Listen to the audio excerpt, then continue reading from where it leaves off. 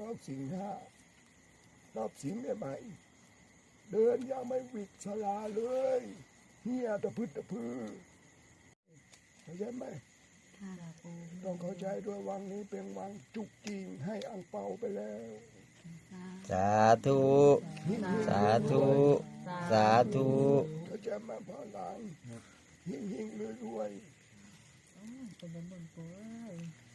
เข้าใจไหมกุมารบอกว่าท่านปู่วังนี้ก็วังจุกจริงนะปะโถขอน้องเพชรเมื่อด้วยมาปะโถมึงมาเล่นของสูงนะไปกลับไปนานน้อยมัวซัวแล้วมาขออังเปาจากน้องเพชรก็ไม่เอาต้องการนะโว้ยพูดเรื่อยเปื่อยใครเป็นคงบอกพลานเป็นคงบอกใช่ไหมพลานคนคิดเจ้าใช่ไหมขอให้หมวกหน้านะวังนี้นะวังนี้ถือว่าลงมามีตาสุกๆนะเป็นไงเทืองเหลียงครับผมเหรียญกะใกล้จองแล้วครับอากงแต่ว่ากะคนยังสั่งจองหน่อยครับผมอากงกะโดนจิตโดนใจเขาเจ้ามาสั่งจองในเด้อครับได้อยู่หรอครับสาธุเกี่ยงอับตับทนแล้วสาธุครับถ้าเล็กอ้วกไม่เข้าก็เลี้ยงเดียวเขาก็ไม่บูชานะมันลกมันเป็นแบบนั้นเดี๋ยวจัดให้สาธุสาธุสาธุไม่ถูกตั้งแต่เสาหัวเลยนะเสาเข็มบอกผู้ผีถูกอยู่แล้วนะมองหลายเติบที่นี่หลายกองเลยได้ไงคนหลวงเด้อจะกัดไว้จุดอย่าพูดยกอย่าพูดมากเจ้าเมาก็เจ้าก็เคยเมามาเยอะเลยแล้วรองเท้าก็ยังไม่ได้ใส่เลยเจ้าเมาแล้วลิ้นพังกันเลยเฮ้ยใครจริงใครเมาก็จริงเมาเหมือนกันให้แค่ช่องนะ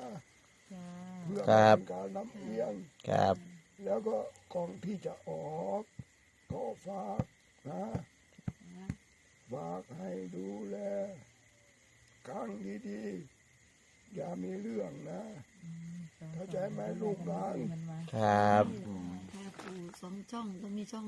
พระลูกพระหลานสององค์นี่นะไม่ค่อยจะลงกันเท่าไหร่เป็นอะไรถามเลยเด้จิตไม่ค่อยเข้ากันเป็นอะไรพวกพระคุณทั้งสององค์พระเดชพระคุณพระครูจะเป็นพระครูอยู่แล้วยัง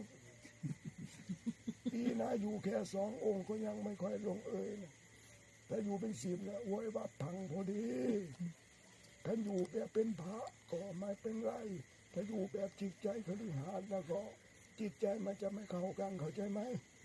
ถ้าเป็นพระคำว่าเป็นพระเป็นอะไรรู้ไหมทายกทำตัวเหมือนพระสำรวมทั้งความคิดสำรวมทั้งวาจากลางผูกกลางจาทั้งหมดนะครับทั้งเบิดสุนียนั่นแล้วไม่ว่านึกอะไรก็พูดไปเลยโคมดอกโคมป่าแล้วการวางหมากกับบ่ไหนผิดโอ้ผิดอะไรผิดมุกนั่นแหละถ้าจะให้ผิดการยุบไหลขอให้สามัคคีกันไว้ทำตัวให้มาเป็นโยมก็เหมือนกันเข้าใจไหมครับพวกหรือนับมือนับเว้นเริ่มจะไม่ลงแล้วนะ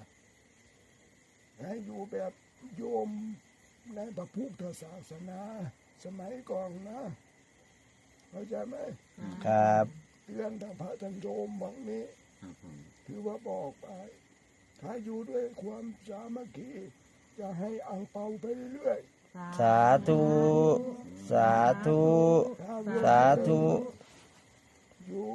ไม่สามัคคีไม่ได้ให้อังเปาแล้วจะให้อังเปาชุบใจลอยบกกันกับมุดโอ้เนาะอังเปาเลยแต่ไม่สามัคคีเขาใจไหมพลังทำตัวเป็นพระมันก็เป็นพระทำตัวเป็นโยมนั่งลงสิอยู่ในสิ่งห้าโอ้ยไม่เลือ เกียงเสียงฟังไว้ฟังไม่เงียบกิบเฮ้ยจะเอาหวยหรือจะคุยกันเดี๋ยวหัวจะออกโอ้ยโมโหแล้วบังนะเฮ้ยเดี๋ยวสวดถามซะก่อน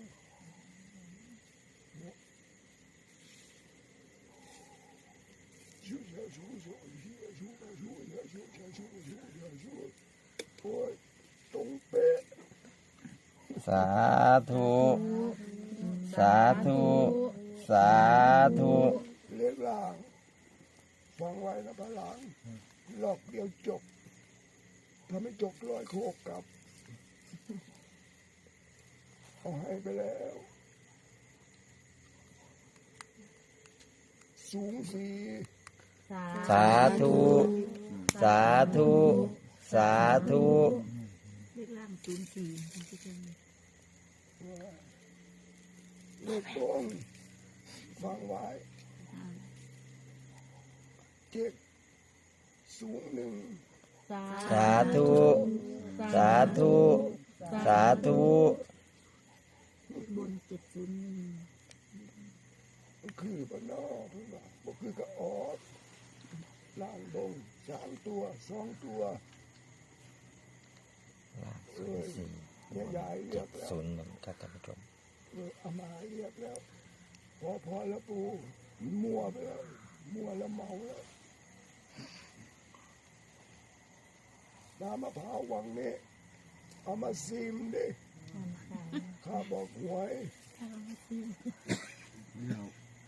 วางยาลงไปทุกไงกลุ่ม เลขล่าง04นะคะท่านผู้ชม เดี๋ยวทงนางลายก่อน 701 701นะคะ โอ้ยเมาแล้วพายยก ครับนอกจากตัดคอ ซื้อลอต ก็ เตอรี่เลยนะคะ เอาในตลาดดีตัวลูกด้านลืมมากๆครับ ร้านมันนะปูร้านจะมาถวายปู เล็กเอาก็มาเลยล่ะไก่กับ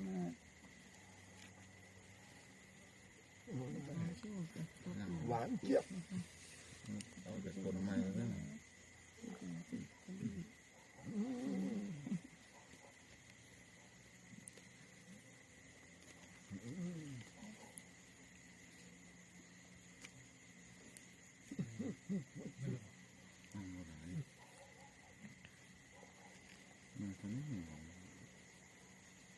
ยังอีกหน่อยนึงให้ปูเติม ครับผม เด็กแล้ว ก็มีนะครับไว้ เด็กของหนอนนัก ก็เพื่อนในการโทรศัพท์ประยุกต์ไปครับและขออภัยท่านผู้ชมทุกท่านนะครับ ที่ไม่ได้อ่านคอมเมนต์ ขออภัยทางผู้ชมอะไรแปลว่าไหลเถือง ใช่ครับผม ทำไมถึงว่าขออภัยทางผู้ชมแปลว่าอะไร พ่อปู่ไม่ให้พูดเสียงดังกันท่านผู้ชม มาปูบนเจียงหูดีครับ พ่อปู่เป็นไหนแล้วนะคะท่านผู้ชม701ข้างบนข้างล่าง04ไม่40อันเดียวกันนะ ดอก FC ครับ บ ป อ ระ ก ก เขา ง ด้วยนะ จ้าพ่อ เว ปู่ ลาเขามาอ้วที่นี่ปลาอะไรทุกอย่าง ครับ ก็ให้เงียบๆกันน้อย ครับ อย่าเสียงดังเข้าใจไหม ค่ะ เงียบจิ๊บดีแล้ว จ้าพ่อปู่ เลขล่างสูงสี เลขล่าง04ท่านผู้ชม เลขบงนะ701 เลขบน701ค่ะท่านผู้ชม เต็ม เต็มพ่อปู่ว่า ๆไม่ต้องการอะไรหรอกพอให้พาลูกพาหลานได้กินได้อยากได้อยู่ได้อาศัยก็พอแล้วนะปู่ชอบปู่อ้วเนี่ยชอบคงนักเลงนี่มักลูกโป้ให้เลยชอบ พ่อปู่อารมณ์ดีท่านผู้ชมวันนี้ ชอบมากนะพูดตามประชาใครกินใครเมานะเข้าใจไหมมนุษย์กินมนุษย์เมาเฮ้ยบางนั้นใครที่มาเนี่วะใครหักหลัง พระคุณท่านสององค์บอกมาว่ารู้นะได้ทายกนะเจ้า ใครอ่ะโอ้โห นางคุง12 11หมอทำแม่งเอามากูบอกไม่ได้อย่าให้พระอาจารย์รู้นะให้ปู่ดูมันจะเหลือหรือเพราะปู่ได้8 จังหวะแต่ถ้าหนังหูสิครับมาเฉย มันไปส่งไปสาดของร้านหรอกปู ๆเป็นสิทธิ์ของพระสงฆ์องค์เจ้าต้องมีความอักตันยูรู้คุณเขาใจไหมไม่ว่าอารมณ์เป็นใหญ่นะเว้ยนะต่อหน้าที่ถ้ามีอะไรท่านก็ให้ไปเลยใช่ไหมพระหลานเงียบกิ๊บเงียบกิ๊กแปลว่าอะไรฮะเมาแล้ว ไม่มีคำพูดนะครับ มันพูดไม่ออก ไม่เป็นไรเดี๋ยวเขาเจอให้คุยกัน ปรับปรุงตัวใหม่เสร็จแล้วนะพวกเลือเขาใจไหม จ้า เขาใจไหมหนักน้อยโว้ยไม่ใช่หนักน้อยหรอกอีพ่ออีแม่มังแล้วนะหนักใหญ่ก็ได้ไม่หนักน้อย พูดเล่นนะเข้าใจไหม อากงอารมณ์ดีเนาะมื้อนี้ เฮ้ยเมาแล้วเนี่ยนะ นอนแล้วอารมณ์ดีเนาะ แต่บางนี้เข้ามาไม่ได้นานนะเพราะอ้วกมันเป็นวังจุกจริงเข้าใจไหม ครั เราจะ บ ให้อังเปา สาธุสาธุสาธุ ทั้งเป่าให้หลวงให้ร้าน3 ตัวเด้อปูตรงๆเลยหมดนี้ ไม่มีปัญหาอยากได้3 ตัว มันถูกอยู่หรอหวยนะไอ้หวยเบอร์นั่นนะกลัวอยู่อย่างเดียวนี่กลัวคนจะทะเลาะกันนี่แล้วนะเราเทพเรานาคหรือเราไหนก็ไม่ทะเลาะกันหรอก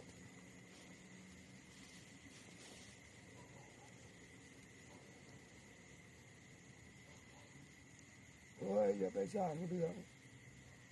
ให้พระสงฆ์องค์เจ้าเขาเป็นทุกข์นะใครรู้ตัวอย่าไปสร้างนะอยู่นิ่งๆสงสารภาวนาไม่ผ่านแล้ว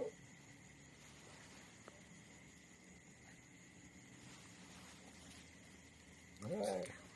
พระหลานใครที่สร้างเรื่องเมื่อคืนบอกมาเสือใหญ่เหรอ ผมไม่รู้ว่าผมนอน ว้าย ทีนี้ผมไม่รู้ เสือเหลืองว้าย เสื้อเหลือง อืมต่อยแม่งเลยมึง